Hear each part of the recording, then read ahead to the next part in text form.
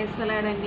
దేవుని నామంలో మీ అందరికీ నా వందనాలు. ఈ గునుపూడిస్ ఇవాంజెల్ వాయిస్ అనే ఈ యూట్యూబ్ ఛానల్ మిమ్మల్ని ప్రేమపూర్వకంగా ఆహ్వానిస్తున్నాను.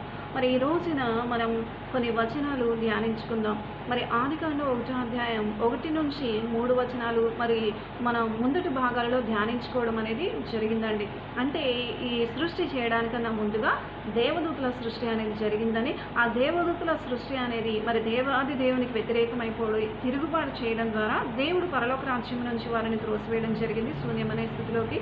అలాగే మరి ఆ పరలోక రాజ్యంలో చోట్లేని స్థితిలో వారు అంధకారంలో ఉన్నప్పుడు దేవుడు ఆయన ఆ హృదయంలో తన బిడ్డలు పెట్టిన ఆ వేదన బట్టి తన కొరకు నూతనమైన సృష్టిని చేయాలి, తనని ఆరాధించే ప్రజలు కావాలని దేవుడు ఒక నూతనమైన సృష్టిని చేయడం జరిగింది. అదే మరి ఈ రోజున మనమందరము కూడా ఈ భూమి, ఈ ఆకాశము, ఈ సర్వ సృష్టిలో మనందరము జీవచల రాశులని కూడా సమస్తము కూడా అనేక కోట్ల పక్షులు, పశువులు, అలాగే మనుషులు, అలాగే వస్తు వాహనాలతో కూడిన ఈ భూమి నిండి ఉండి సమస్తము కూడా ఆశీర్వాదకరంగా ఈ సృష్టిని చేయడం జరిగింది. ఈ సృష్టి యావత్తు కూడా చేయడం అనే స్థితిని గురించి తెలుసుకున్నాం. అంతేకాదు దేవుడు మాట ద్వారా అద్భుతాలు చేసే దేవుడు అని ఆయన నిరూపించుకున్నారు. ఎలా అంటే దేవాది దేవుడు మాట ద్వారా కార్యం మరి దేవుడు ఎప్పుడైతే ఆ యొక్క అంధకారంలో నుంచి మరి 2వ కొరింథీయులు రాసిన పత్రిక 2వ కొరింథీయులు 4వ అధ్యాయం 5, 6 వచనాలు ఒక్కసారి ధ్యానిద్దామండి. 5వ వచనం ఒకసారి ధ్యానిద్దాం. అంధకారంలో నుండి వెలుగు ప్రకాశించునుగాక అని పలికిన దేవుడు, దేవునికి స్తోత్రం. అంటే ఇక్కడ వెలుగు కలుగునుగాక అని పలికినది ఎవరండి? మరి అంధకారంలో నుండి వెలుగు కలుగునుగాక అని పలికిన దేవుడు. అంటే అక్కడ భయంకరమైన ఆ చీకటి మన సృష్టిలో ఆవరించినప్పుడు వెలుగు కలుగునుగాక అని పలికిన దేవుడు ఈ సర్వ సృష్టిని చేశాడు ఆయన మాట ద్వారా. ఆ మాట ద్వారా వచ్చిన ఈ వెలుగు ఆ యొక్క చీకటిని పారద్రోలింది. అప్పటి వరకు భయంకరమైన చీకటి ఆ సృష్టిలో ఆవరించినది. కానీ ఎప్పుడైతే దేవుడు వెలుగు కమ్మని పలగా ఆ వెలుగు మరి ఆ సృష్టిని ఆవరించినప్పుడు ఎంతో మంచిగా ఉన్నదని కూడా దేవుడు చెప్తున్నారు. అంతేకాదు కానీ ఆ యొక్క వెలుగుని మరి దేవుడు ఏం చేస్తున్నారండి, ఆ వెలుగుని చీకటిని కూడా వేరుపరిచారు. అంటే ఆ వేరుపరచడమే కాదు, 5వ వచనంలో చూసుకుంటే దేవుడు వెలుగునకు పగలనియు చీకటికి రాత్రి అని పేరు పెట్టెను. అస్తమయమున ఉదయమున కలగా ఒక దినమాయను. దేవుడు మొట్టమొదటిగా చేసిన సృష్టిలో మరి పగలు రాత్రి అంటే ఇక్కడ దేవుడు కలగజేసిన మొట్టమొదటి మాట ద్వారా వచ్చిన ఆ వెలుగు పగలగా, అలాగే అక్కడ ఉన్న భయంకరమైన చీకటి రాత్రిగా దేవుడు వేరుపరిచి మరి ఈ క్రమం అనేది మనం ఈ రోజున మన ఉదయం లేచిన వెంటనే మన కళ్ళు పెట్టి మన కళ్ళతో చూస్తూ ఉంటాం పగటిని. అలాగే మన నిద్రపోవడానికి ముందుగా మనం చీకటిని చూస్తాం, అది రాత్రి. అంటే ఈ రోజున మన కన్నుల ముందు ఈ సృష్టి అనేది క్రమబద్ధీకరణగా ఒక ఉదయము సాయంత్రం అనేది క్రమబద్ధీకరణలో జరుగుతుందంటే ఈ దేవుని సృష్టి అనేది ఉన్నది ఎంత నిజమండి, ఇది సత్యము కదా. మరి నిజమైన దేవుడు, సర్వసృష్టికర్త అయిన దేవుడు ఈ సృష్టి ద్వారా మనతో మాట్లాడుతున్నారు. ఏదంటే ఈ యొక్క ఉదయము సాయంత్రము, ఈ పగలు రాత్రి, ఈ వెలుగు చీకటిని కలగజేసిన దేవుడిని నేనే. అంధకారంలో నుండి కొరింథీయులకు రాసిన పత్రిక 2వ కొరింథీయులు 4వ అధ్యాయం 5, 6 అంధకారంలో నుండి 5వ వచనంలో అంధకారంలో నుండి వెలుగు ప్రకాశించును గాక అన్న పలికిన దేవుడు. అంటే అంధకారంలోని వెలుగు కలగజేసిన వాడు ఎవరయ్యా అంటే యేసయ్య.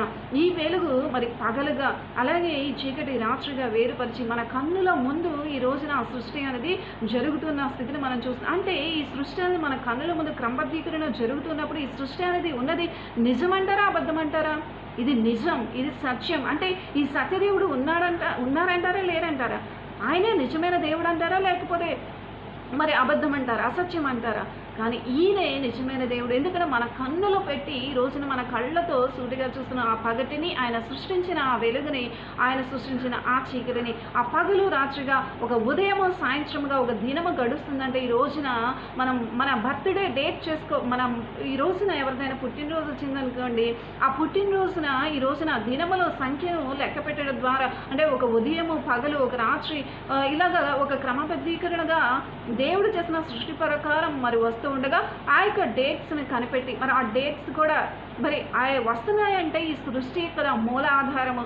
మరి ఈ రోజున ఆఫ్టర్ క్రైస్ట్ బిఫోర్ క్రైస్ట్ అంటే ఆఫ్టర్ క్రైస్ట్ అంటే క్రీస్తు చనిపోయిన తర్వాత జరిగిన స్థితిగతులు, హిస్టరీ. మరి బిఫోర్ క్రైస్ట్ అంటే క్రీస్తు పుట్టక ముందు జరిగిన హిస్టరీ. ఇలాగా ఈ యొక్క సత్యాలన్నీ కూడా బయలుపరచబడుతున్నాయంటే ఇవన్నీ కూడా మన సృష్టిలో ఉన్న భాగమే. అంటే ఈ చారిత్రాత్మక సంఘటనలు, మరి యెరూషలేము పట్టణంలో చూసుకున్న యేసు సజీవుడు అని చెప్పే సాక్ష్యాలు, ఇవన్నీ కూడా సృష్టికర్త ఉన్నాడని చెప్పడానికి రుజువులండి. ఈ రోజున మన కళ్ళ ముందు కనపడుతున్న ఈ సృష్టి అనేది, మన కళ్ళ ముందు కనపడుతున్న ఈ సృష్టి ఎలా అయితే నిజంగా మన కళ్ళ ముందు పగలు రాత్రిగా ఉన్నదో, మరి ఈ రోజున సర్వ సృష్టికర్త దేవుడు కూడా ఈ సృష్టిని చేసిందని అంతే ఎంత నిజమైతే ఆయన కూడా సత్యవంతుడు, ఆయన సర్వాధికారి దేవుడు అన్నది కూడా అంతే సత్యమండి. ఆ సత్యాన్ని గ్రహించాలి. అంతేకాదు ఈ దేవుడు మరి ఈ వెలుగు మంచిగా ఉండడమే కాదు, ఈ పగటిని, ఈ యొక్క వెలుగుని రాత్రి వేరుపరిచి ఒక దినముగా, అంటే పగలు రాత్రిగా మరి వేరుపరిచి ఆ అస్తమయము ఉదయము కలిగినప్పుడు అక్కడ ఒక దినం ఆయన మొట్టమొదటిగా దేవుడు చేసిన కార్యం ఇదేనండి. ఈ రోజున పగలు రాత్రి అనేది గడుస్తుందంటే దేవుని సృష్టి అనేది మరి ఒక క్రమబద్ధీకరణగా జరుగుతున్నది. దీనిని చేసిన దేవుడు ఉన్నాడనే సత్యాన్ని మనం అందరం కూడా గ్రహించాలి.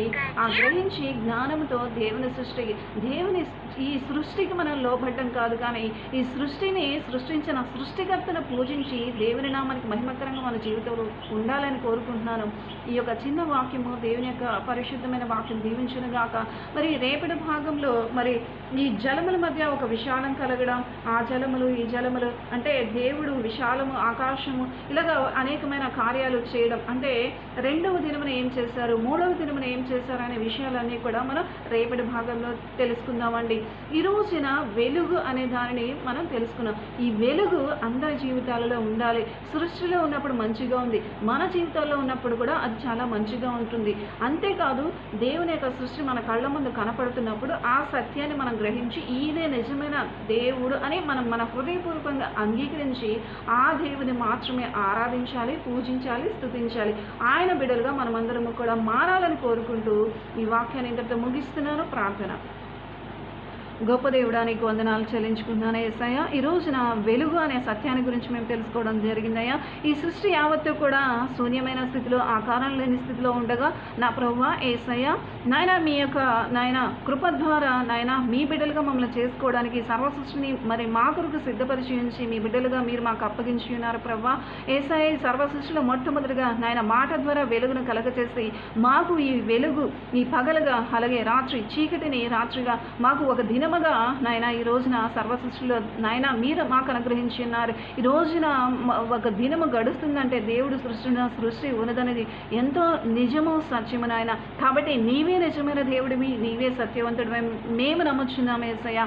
మీరే ఈ సృష్టికి కారణభూతుడు, మీరు లేకుండా ఈ సృష్టి యావత్తు కలగలేదనే సత్యాన్ని మేము తెలుసుకుంటున్నాం. కాబట్టి ఈ యొక్క వెలుగు అనే ఫలము, వెలుగు అనే జీవితం మా జీవితాలలో నింపబడినట్లుగా సహాయం చేయమని అని నామముల కన్నా పైన నామమైన యేసయ్య నామములో ప్రార్థన సమర్పించుకుంటున్నాం తండ్రి. ఆమేన్. ప్రైజ్ ది లార్డ్ అండి.